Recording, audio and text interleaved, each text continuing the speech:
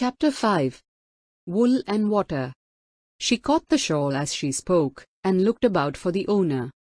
In another moment the White Queen came running wildly through the wood, with both arms stretched out wide, as if she were flying.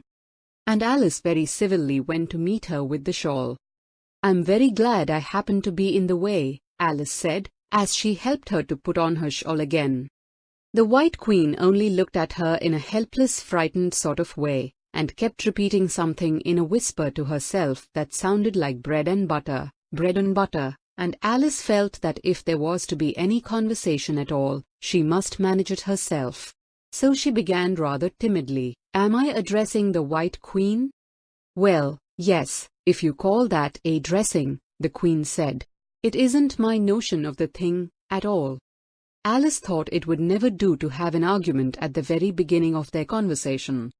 So she smiled and said, "If your Majesty will only tell me the right way to begin, I'll do it as well as I can." "But I don't want it done at all," groaned the poor Queen. "I've been addressing myself for the last 2 hours. It would have been all the better, as it seemed to Alice, if she had got someone else to dress her. She was so dreadfully untidy. Every single thing's crooked, Alice thought to herself, and she's all over pins. "May I put your shawl straight for you?" she added aloud. "I don't know what's the matter with it," the Queen said, in a melancholy voice. "It's out of temper, I think. I've pinned it here, and I've pinned it there, but there's no pleasing it. It can't go straight, you know, if you pin it all on one side," Alice said, as she gently put it right for her. "And, dear me, what a state your hair is in." "The brush has got entangled in it," the Queen said with a sigh, "and I lost the comb yesterday." Alice carefully released the brush, and did her best to get the hair into order. "Come, you look rather better now," she said, after altering most of the pins. "But really you should have a lady's maid." "I'm sure I'll take you with pleasure," the Queen said. "2 pence a week, and jam every other day." Alice couldn't help laughing, as she said, "I don't want you to hire me, and I don't care for jam." "It's very good jam," said the Queen. "Well, I don't want any today, at any rate." "You couldn't have it if you did want it," the Queen said. "The rule is, jam tomorrow and jam yesterday, but never jam today." "It must come sometimes to jam today," Alice objected. "No, it can't," said the Queen. "It's jam every other day. Today isn't any other day, you know." "I don't understand you," said Alice. "It's dreadfully confusing." "That's the effect of living backwards," the Queen said kindly. "It always makes one a little giddy at first." "Living backwards," Alice repeated in great astonishment. "I never heard of such a thing. But there's one great advantage in it, that one's memory works both ways." "I'm sure mine only works one way," Alice remarked. "I can't remember things before they happen." "It's a poor sort of memory that only works backwards," the Queen remarked. "What sort of things do you remember best?" Alice ventured to ask. "Oh, things that happened the week after next," the Queen replied in a careless tone. "For instance, now," she went on, sticking a large piece of plaster on her finger as she spoke, "there's the King's messenger.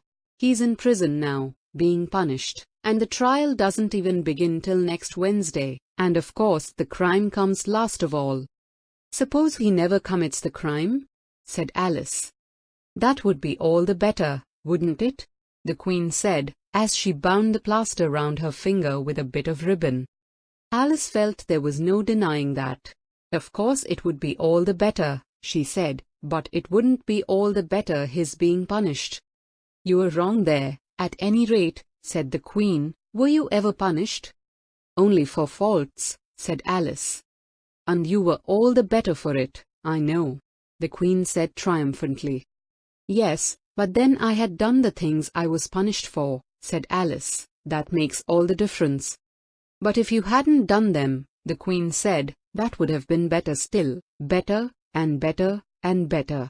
Her voice went higher with each better, till it got quite to a squeak at last. Alice was just beginning to say there's a mistake somewhere, when the queen began screaming so loud that she had to leave the sentence unfinished. "Oh, oh, oh!" shouted the queen, shaking her hand about as if she wanted to shake it off. "My finger's bleeding. Oh, oh, oh, oh!" Her screams were so exactly like the whistle of a steam engine that Alice had to hold both her hands over her ears. "What is the matter?" she said, as soon as there was a chance of making herself heard. "Have you pricked your finger?" "I haven't pricked it yet," the queen said, "but I soon shall. Oh, oh, oh!" "When do you expect to do it?" Alice asked, feeling very much inclined to laugh.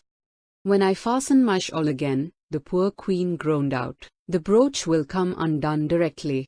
Oh, oh!" As she said the words, the brooch flew open, and the queen clutched wildly at it and tried to clasp it again. "Take care!" cried Alice. "You are holding it all crooked." And she caught at the brooch, but it was too late. The pin had slipped, and the queen had pricked her finger.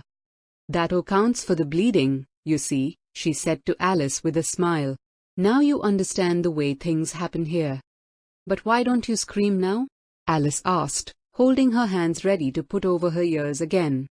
"Why, I've done all the screaming already," said the queen. "What would be the good of having it all over again?" By this time it was getting light. "The crow must have flown away, I think," said Alice. "I'm so glad it's gone. I thought it was the night coming on." "I wish I could manage to be glad," the queen said, "only I never can remember the rule. You must be very happy, living in this wood, and being glad whenever you like." "Only it is so very lonely here," Alice said in a melancholy voice, and at the thought of her loneliness 2 large tears came rolling down her cheeks. "Oh, don't go on like that," cried the poor queen, wringing her hands in despair. "Consider what a great girl you are. Consider what a long way you've come today. Consider what o'clock it is. Consider anything, only don't cry." Alice could not help laughing at this, even in the midst of her tears. "Can you keep from crying by considering things?" she asked. "That's the way it's done," the queen said with great decision. "Nobody can do 2 things at once, you know. Let's consider your age to begin with. How old are you?" "I'm 7½ exactly." "You needn't say exactually," the queen remarked. "I can believe it without that. Now I'll give you something to believe. I'm just 101, 5 months and a day." "I can't believe that," said Alice. "Can't you?" the queen said in a pitying tone. "Try again, draw a long breath, and shut your eyes." Alice laughed. "There's no use trying," she said. "One can't believe impossible things." "I dare say you haven't had much practice," said the queen. "When I was your age, I always did it for half an hour a day.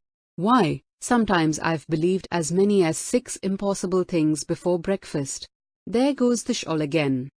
The brooch had come undone as she spoke, and a sudden gust of wind blew the queen's shawl across a little brook. The queen spread out her arms again, and went flying after it, and this time she succeeded in catching it for herself. "I've got it!" she cried in a triumphant tone. "Now you shall see me pin it on again, all by myself." "Then I hope your finger is better now?" Alice said very politely, as she crossed the little brook after the queen. "Oh, much better!" cried the queen, her voice rising to a squeak as she went on. "Much better, better, better, better." The last word ended in a long bleat, so like a sheep that Alice quite started. She looked at the queen, who seemed to have suddenly wrapped herself up in wool.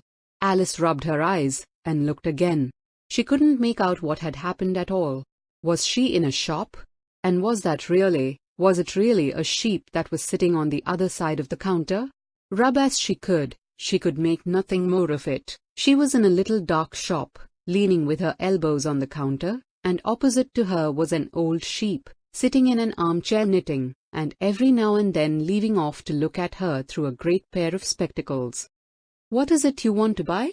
the sheep said at last, looking up for a moment from her knitting. "I don't quite know yet," Alice said, very gently. "I should like to look all around me first, if I might." "You may look in front of you, and on both sides, if you like," said the sheep, "but you can't look all round you. unless you've got eyes at the back of your head. But these, as it happened, Alice had not got, so she contented herself with turning round, looking at the shelves as she came to them. The shop seemed to be full of all manner of curious things, but the oddest part of it all was that whenever she looked hard at any shelf to make out exactly what it had on it, that particular shelf was always quite empty, though the others round it were crowded as full as they could hold. "Things flow about so here," she said at last in a plaintive tone, after she had spent a minute or so in vainly pursuing a large bright thing that looked sometimes like a doll and sometimes like a workbox, and was always in the shelf next above the one she was looking at. "And this one is the most provoking of all, but I'll tell you what," she added, as a sudden thought struck her, "I'll follow it up to the very top shelf of all. It'll puzzle it to go through the ceiling, I expect." But even this plan failed. The thing went through the ceiling as quietly as possible, as if it were quite used to it. "Are you a child or a teetotum?" the sheep said, as she took up another pair of needles. "You'll make me giddy soon, if you go on turning round like that." She was now working with 14 pairs at once, and Alice couldn't help looking at her in great astonishment. "How can she knit with so many?" the puzzled child thought to herself. "She gets more and more like a porcupine every minute." "Can you row?" the sheep asked, handing her a pair of knitting needles as she spoke. "Yes, a little, but not on land, and not with needles," Alice was beginning to say, when suddenly the needles turned into oars in her hands, and she found they were in a little boat, gliding along between banks, so there was nothing for it but to do her best. "Feather!" cried the sheep, as she took up another pair of needles. This didn't sound like a remark that needed any answer, so Alice said nothing, but pulled away. There was something very queer about the water, she thought, as every now and then the oars got fast in it, and would hardly come out again. "Feather! Feather!" the sheep cried again, taking more needles. "You'll be catching a crab directly." "A dear little crab," thought Alice. "I should like that."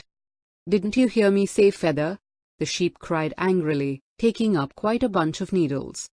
"Indeed I did," said Alice. "You've said it very often, and very loud. Please, where are the crabs?"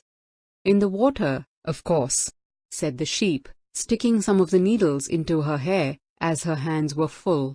"Feather, I say." "Why do you say feather so often?" Alice asked at last, rather vexed. "I'm not a bird." "You are," said the sheep. "You're a little goose." This offended Alice a little, so there was no more conversation for a minute or two, while the boat glided gently on, sometimes among beds of weeds, which made the oars stick fast in the water, worse than ever, and sometimes under trees, but always with the same tall riverbanks frowning over their heads. "Oh, please! There are some scented rushes!" Alice cried in a sudden transport of delight. "There really are, and such beauties!" "You needn't say please to me about 'em," the sheep said, without looking up from her knitting. "I didn't put 'em there, and I'm not going to take 'em away." "No, but I meant, please, may we wait and pick some?" Alice pleaded. "If you don't mind stopping the boat for a minute." "How am I to stop it?" said the sheep. "If you leave off rowing, it'll stop of itself." So the boat was left to drift down the stream as it would, till it glided gently in among the waving rushes. And then the little sleeves were carefully rolled up, and the little arms were plunged in elbow deep to get the rushes a good long way down before breaking them off, and for a while Alice forgot all about the sheep and the knitting, as she bent over the side of the boat, with just the ends of her tangled hair dipping into the water, while with bright eager eyes she caught at one bunch after another of the darling scented rushes. "I only hope the boat won't tipple over," she said to herself. "Oh, what a lovely one! Only I couldn't quite reach it."